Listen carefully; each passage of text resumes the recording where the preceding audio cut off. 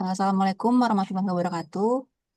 Selamat siang semuanya. Perkenalkan saya Karina. Di sini saya akan menjadi moderator pada diskusi siang ini terkait penurunan omset UMKM dan bagaimana kita bisa memberikan dukungan yang tepat agar usaha mereka tetap tumbuh dan berkelanjutan.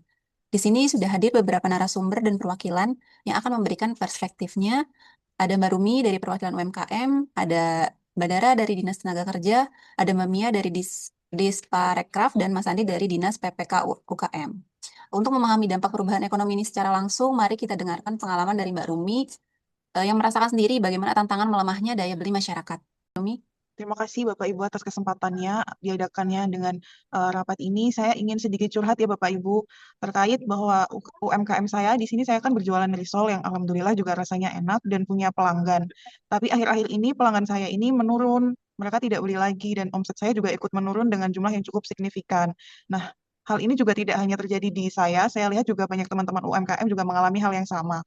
Kendala saya sendiri terkait memang saya akui saya kurang bisa terkait yang promosi-promosi online seperti itu Bapak Ibu.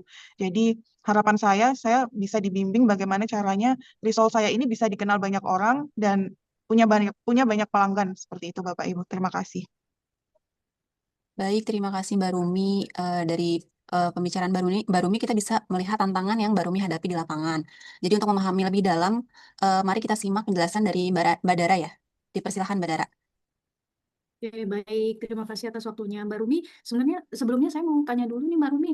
Sebagai pelaku usaha UMKM, Mbak Rumi sudah join UMKM binaan eh, Provinsi DKI belum ya? Kami punya Jackpreneur, Mbak Belum Rumi. Bu, Sudah belum ya? Oh, belum. begitu, Mbak Rumi. Jadi gini, eh, kalau kita analisis dari Mbak Rumi tadi, itu kan penurunan omset UMKM ini kan tidak hanya disebabkan oleh melemahnya daya beli nih, tapi juga keterbatasan akses pemasaran digital, terus ada kurangnya inovasi produk, dan minimnya integrasi dalam ekosistem startup dan kreatif hub. Nah, tugas kami sebagai Pemprov itu sebenarnya ada tiga nih: penguatan ekosistem startup, pengembangan kreatif hub, dan integrasi UMKM ke platform digital. Nah, jika dikaitkan dengan Pergub Provinsi DKI nomor 2 tahun 2020 tentang penyelenggaraan pengembangan kewirausahaan terpadu atau PKT, itu sebenarnya UMKM-UMKM seperti Mbak Rumi ini bisa mengikuti program wirausaha naik kelas. Nah, nanti untuk wirausaha naik kelas ini syarat-syaratnya jika berminat itu bisa menghubungi langsung DPPK UKM. Nah, di situ juga bisa dijelaskan keuntungan-keuntungan jika bergabung dengan PKT ini atau Jackpreneur. Begitu, Mbak. Baik, terima kasih Mbak Dara. Mungkin selanjutnya kita akan em, me- mendengarkan dari Mbak Mia ya terkait dengan manajemen ASN dan Smart ASN-nya. Baik, terima kasih Mbak Karina. Jika kita melihat persoalan UMKM ini dari perspektif manajemen ASN, ini bukan hanya soal kondisi ekonomi, tetapi juga tentang bagaimana peran kita sebagai ASN dalam merencanakan dan mengawal kebijakan secara profesional. Program pemberdayaan UMKM harus disusun berbasis data yang aktual dan melihat kondisi di lapangan, terutama saat daya beli masyarakat yang melemah ya.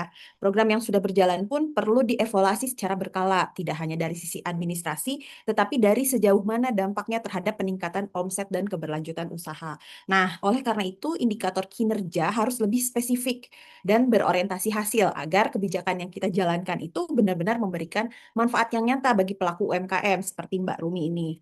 Nah, kalau misalkan kita lihat berdasarkan perspektif Smart ASN, persoalan UMKM ini bukan hanya soal turunnya omset, tetapi tentang bagaimana kita sebagai ASN mampu beradaptasi dengan perubahan di era digital.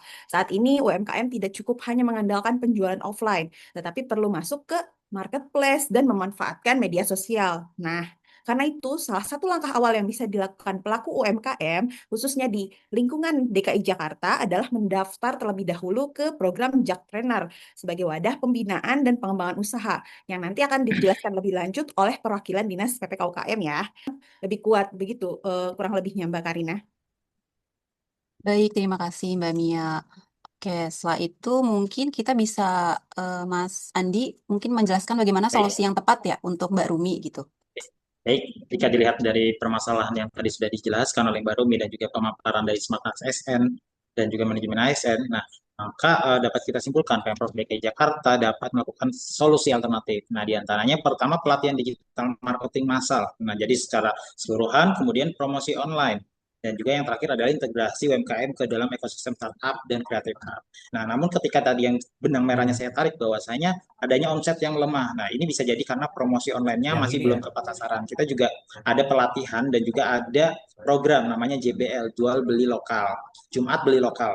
Nah, dari Jumat beli lokal ini nanti kita dapat mempromosikan produk-produk unggulan, di mana produk unggulan ini harus terdaftar terlebih dahulu di Jackpreneur. Nah, nanti Ibu Rumi bisa buka websitenya langsung di jackpreneur.jakarta.co.id seperti itu.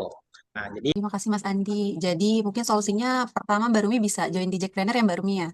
Ya, siap Bu. Nanti Iya, saya nanti, coba akses iya, webnya. nanti mungkin dibantu juga sama Mas Andi. Oke. Terima kasih teman-teman semua. Mungkin sekiranya itu saja untuk hari ini. Kurang lebihnya mohon maaf. Wassalamualaikum warahmatullahi wabarakatuh. Waalaikumsalam Waalaikumsalam Waalaikumsalam warahmatullahi warahmatullahi wabarakatuh. Terima kasih wabarakatuh. Bapak Ibu.